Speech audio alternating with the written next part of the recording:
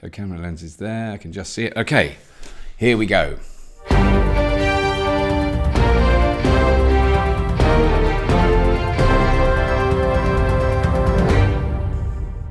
Hello and welcome to another almost breaking news episode. My name is Robert Llewellyn and this is what's coming up in today's episode.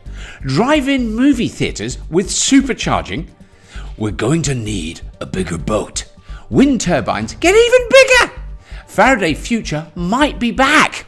Oh, fusion might be working. France presses the nuclear button. A fireproof, mud-proof Indian electric bike that's taking the internet by storm. All this and more coming up on Almost Breaking News. Now, if you're a regular viewer of Fully Charged, you can't have escaped the fact that we have live events in Farnborough, Amsterdam and San Diego this year. Now, buoyed by the success of those, there'll be another 3 more next year. What the what? Yeah. We've already announced our southernmost show, Sydney, for 2023. The other 2 will be a bit more northerly. I've said too much. Okay, I can tell you there'll be another one in the UK and another one in North America next year. I can say no more, but it's further north. That's all I'm saying, a bit north. Just think north. But if you stay tuned to our websites, particularly fullycharged.show, and our social media channels, there'll be loads of announcements coming soon. Yes, all of our shows are packed with clean energy technologies, electric cars and electric vehicles of all shapes and all sizes and all manner of uses. It's like our YouTube channel, except in real life, like 3D. Oh, and don't forget to follow us on Instagram or Twitter for behind-the-scenes stuff. There's so much more up to the minute genuine breaking news on there. Much more breaking than on here. For example, did you know MG are bringing out an ID3 competitor at the end of this year? I didn't know that. It's only because our Twitter knew that. Seriously, do give us a follow. We're on Twitter, we're on Instagram, all those things. You know how it works, you gorgeous young people. Now, a few short, slightly silly stories just to start us off. Tesla have apparently got plans to create a supercharger station / drive-in movie theatre / diner in lovely Los Angeles. I heard that and I thought, good idea. You know, you can watch a movie while you charge, and you can kind of envisage it, can't you? But this is a supercharger station, not a destination charger. That I can see working. You know, huge drive-in cinema, and everywhere you park, you've got a charge post, and you plug in, and you're charging while you're watching the movie. That works, but supercharger, is that a really good idea? And your car charges in 20 minutes. You'll just get to the bit where Hans Gruber gets out of the lift with his henchmen and Bruce Willis runs barefoot across broken glass on the 38th floor of the Nakatomi Tower, and you've got to drive off and pick up your laundry. How frustrating would that be? Rumours are circulating that Ford are going to launch a newly designed all-electric Ford Puma. I just love saying, see, I'd say Puma in English. I don't know why. Puma, it's kind of, we added some extra vowels. In American, it's a Puma. I just love saying Puma. That's the main reason I'm mentioning this, because Ford aren't going to release the all-electric Puma until 2025. So, it's kind of a bit of, frivolous news. Onto much more serious topics. Massive, great big wind turbines out at sea. Well, we recently highlighted the Haliade X turbine that Helen Czerski went up in Rotterdam Harbour. Now, that is a very, very big beast and is currently producing 12 megawatts. Now, to put that into context, when you see a land-based or onshore wind turbine, when you're driving along the road, and they're less than half the size of the one that Helen went up, and they produce between 2.5 and 4 megawatts. That's what you're seeing in the countryside around you. I just want to point out that a mere 5 years ago, many people I spoke to at a big conference who were in the field of wind turbines, who are making wind turbines, who are pro-wind turbines, who think wind turbines are a brilliant idea, they were saying just 5 years ago that we'd be able to produce 8 megawatt turbines, but they genuinely felt that was the limit. You just couldn't get bigger than that. 8 megawatts was crazy. Well, we passed 8 megawatts in a wind turbine a couple of years back, and we now know one thing is certain: these machines are only set to get much, much bigger. I'll get on to the reason why in a moment, but the Chinese company Mingyang Energy has just announced the construction of their first 16.6 megawatt turbine. Some of you may recall that the individual blades on the turbine Helen went up were a mind-bending 107 metres long. The blades on the Mingyang turbine are 118 metres long, currently the longest ever made. And they will sweep an area of 46,000 square metres. And here's the clue, right there. How do you capture the power of moving air, even if it's quite slow moving? By covering the biggest area possible to capture as much of that movement as possible, which means these turbines work in a wider band of air movement. Yes, folks, they produce more energy for more time. And the dull old, what about when the wind doesn't blow? I'm just putting that silly nasal voice on because those comments are now ridiculous. That means these machines are more reliable and produce more electricity per year for more of their lifespan than a gas burning plant. As with all these things, the technology has moved on and continues to move on and continues to improve. Anyway, because these massive wind turbines are put out at sea, you need a very big vessel to carry them and then install them on the seabed. I mean, we're talking huge, really big ships.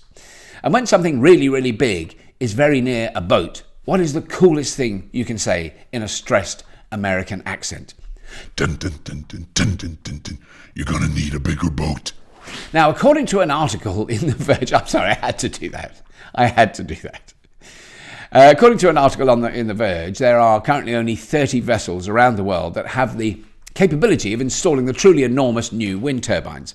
And in the North Sea alone, there are many hundreds of turbines being installed right now. These boats are in huge demand. Now, many of these huge ships have been converted from roles in the oil and gas extraction industry, but those tiddly little oil rigs are toddlers in comparison to what is on the horizon when it comes to the next generation of wind turbines. I mean, they are just going to get so enormous. Because these ships will be in use all over the globe, there is a desperate need for more of them. And add to this fact, the USA is just starting out on its offshore wind installations, and there is this thing called the Jones Act. What the hell is the Jones Act? Take your laws off my body! Well, the Jones Act stipulates that ships in US coastal waters that depart and arrive in American ports, in USA ports, have to be built, owned, crewed and registered in the USA. You can't just bring a big ship over from South Korea and do a bit of wind turbine installation. They need to be built there. So they need to build some pretty big ships, pretty damn quick, smart. Strangely enough, the Americans are quite good at doing that. And that is clearly what they're up to now. But there's certainly a lot of anxiety around the area. We need those massive ships and we need them as soon as we can. Now, quick flip of topics. As some of you may know, there is a long-running and concerted effort by the lovely fossil fuel lobby to try and hold back the development of renewable technologies like offshore wind by creating a massive song and dance about mining materials, building the machines. You know, we talk about this on the Fully Charged show all the time.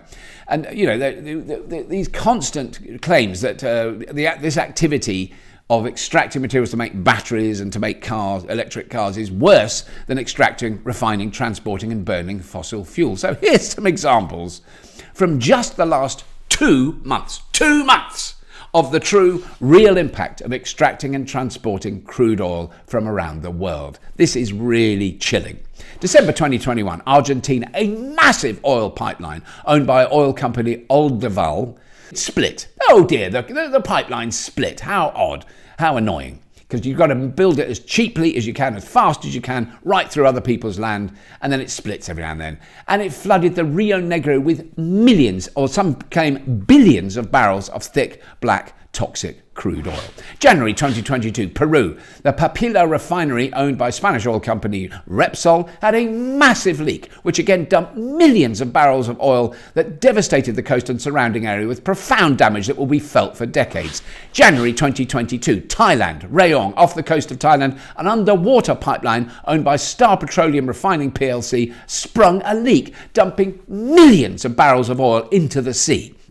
This devastated the coastal waters of Thailand's Rayong province and, of course, destroyed the local fishing industry. February 2022, Ecuador, Piedrafina, a protected area of the greater Amazon rainforest, again devastated by a massive high-pressure oil leak. Here's an unscientific observation. Large tracts of virgin rainforest and tens of thousands of gallons of crude oil really don't mix. February 2022, Nigeria. An oil tanker exploded off the coast of Nigeria, killing several crew members and of course dumping tens of thousands of barrels of oil into the ocean.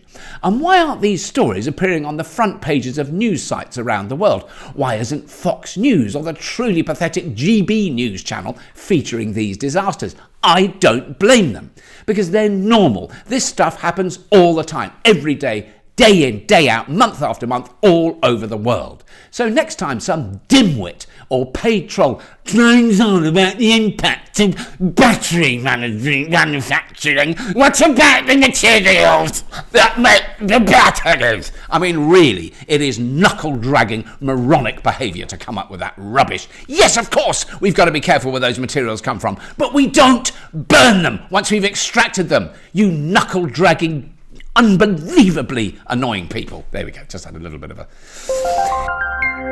Okay, lighter. Two little topics now that I thought were dead and gone, but have Risen from the tomb. First, Faraday Future. You remember them? I can just about remember them. It does feel like they were from the 1970s. They were going to be massive. They were going to build a huge factory outside Las Vegas. The car they sort of launched was referred to in literally millions of blog posts as the ultimate Tesla killer. Massive yawn. Anyway, they disappeared. Completely. I never heard anything about them for months, well, years, and now they're back. Sort of. They have just announced a partnership with South Korean car maker Yongxin, and they are due to start manufacturing the FF91 in a facility in Hanford, California. I mean, I really hope they do actually make something interesting and viable. You never know, it might turn out to be really cool. And the other technology that waxes and wanes over the decades, fusion. According to the BBC, some European scientists claim to have had a major, and I mean major, breakthrough in their quest to achieve. I think I was meant to say achieve. I think I might have said achieve, which is a new word you may not have heard before. Their quest to achieve practical nuclear fusion. Now, some of you may have seen the report Helen Chesky did for us a few years ago. I'm giving Helen a lot of plugs this time, but she did a brilliant report about a fusion project in Oxford a few years ago. Really interesting. Well, this milestone took place just down the road from where Helen was that day at the fabulous Joint European Torus, or JET project at the amazing Culham Laboratories, also just outside Oxford. And just to put the speed of development of fusion technology into perspective, I visited the Culham Laboratories when I was at grammar school in a nearby town in Oxfordshire. Some kinder viewers may not have noticed that I am actually quite old. In fact, I went on that school trip approximately 50 years ago. However, the reason this made a bit of news is that they did actually produce some measurable energy, 59 megajoules of energy more than they put in. Because they do put in a lot of electricity. That's roughly enough to boil 60 electric kettles, and it only lasted for 5 seconds. So, early days. Okay, I'm being a bit silly, as this could be really, really critically important. Nuclear fusion could be a proper game changer. There's no harmful waste, and it will give us the ability to produce ludicrous amounts of electricity 24/7, 365, which is a term I really don't like. What about all year? Non-stop. As Dr. Joe Milnes, the head of operations at the reactor lab, said, the JET experiments, I'm quoting here, the JET experiments put us a step closer to fusion power. We've demonstrated that we can create a mini star inside of our machine and hold it there for 5 seconds and get high performance, which really takes us into a new realm. I mean, whatever you think about it, it is an amazing achievement. They've effectively, for a few seconds, create a star inside a machine on Earth. The same amount of energy and power that you would find in a star, or indeed our sun, which is a star. So fingers crossed that it doesn't take another 50 years to achieve realistic, plausible, economically viable fusion energy. And while I'm dabbling in nuclear issues, President Macron of France is pulling out the control rods and going hell for leather for big nuclear. There are 8 new nuclear sites under construction right now, and clearly a lot more to come. I think there's 6 more that they've just passed the planning for, and they're going to start building them. France currently has 56 nuclear power stations operating that can produce 61 gigawatts of electricity between them. But quite a few of these are rapidly reaching the end of life. I mean, they've been doing this for a long time, the French, meaning the French government have a long, slow and expensive task of dismantling these huge constructions, dealing with the long-term waste and then starting to build new ones. Macron said the new plants would be built and operated by state-controlled energy provider EDF. That's the same company, along with the state-owned China General Nuclear Power Group, who are currently in year 14 of constructing the Hinkley Point C nuclear power plant in the UK. Now, I don't want to be a grumpy anti-nuclear know-nothing, but the French company EDF are not having an easy ride at the moment. They have massive debts, partly due to the construction overruns and massive cost increases of the Flamanville 3 nuclear power station on the Cherbourg Peninsula in France. This is exactly the same design as the Hinkley Point C power plant being built in the UK, except it's 300 million euros over budget and about 12 years late, not months, years late in actually starting to generate electricity. They were approaching it recently, but they've had to replace an enormous amount of equipment because it was faulty. It's very complicated and difficult to build a new nuclear power station. That's all I'm saying. Hinkley Point C's expected costs have more than quadrupled from the first estimate, which was made back in 2004. In contrast, France is also investing in massive new offshore wind farms. So, I try and keep it balanced. And the cost of electricity from nuclear, it's eye-wateringly high, and particularly at the moment when we're all going to experience enormous increases in our energy costs. Developing a new technology or a technology that is even more expensive. If this is what the Hinkley Point C will produce, is even more expensive than the most recent massive price hikes we're experiencing. It's guaranteed to keep poorer people in fuel poverty. And the cost of renewables, it just keeps getting cheaper and cheaper. And along with proper insulation, which is most important, and localized generation and storage, this is the only way we're going to get anyone out of fuel poverty. Now, in total and very refreshing contrast to multi-billion euro budgets, here is a truly brilliant development from New Delhi in India. On my couple of visits to India, it was very obvious to me that the bicycle still plays a vital role in many millions of people's lives in that amazing country. Well, I recently saw this video on YouTube from a new company called Dhruv Vidyut that features an amazing man, and I'm going to really struggle to pronounce his name properly, but his name is Gursaba Singh. I think that's about as close as I can get, Gursaba. I'm very sorry. Who has developed this very simple looking device that sits inside the frame of a very popular India bicycle. Now, I know nothing of the technical setup, but clearly it connects in some way with the large sprocket on the pedal, where the pedals are, and it drives the bike along with ease. But because Gursaba is just a total natural in front of the camera, it's an absolute delight to watch this video. Absolutely brilliant. And not only that, the video has done the trick because a chap named Anand Mahindra, yes, that one, Mahindra, the company with a $10 billion turnover in 2021. Anand saw the video and has now become an investor in the project. We're talking a fireproof, waterproof, mudproof electric bicycle. What an amazing and simple product. I mean, we featured some ideas a bit like this before on the Fully Charged Show, but this is the first time I've seen it carried out with such panache. Just a couple of quick car stories while I'm here. Nissan has announced that it will stop developing combustion engines anywhere, but primarily for the European market very soon, like now.